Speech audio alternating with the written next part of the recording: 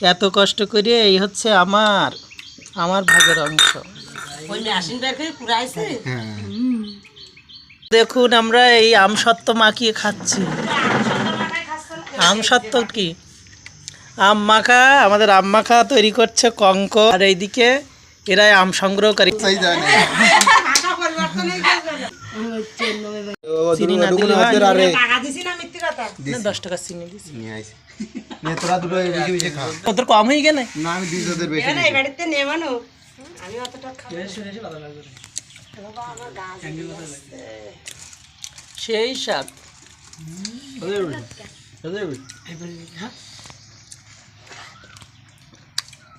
মধু মধু রসমালাই, তাই তো?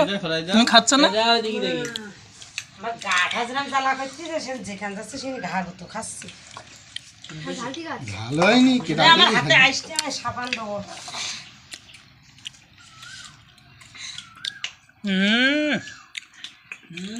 সেই সার সুগান্ত দা সত্যি।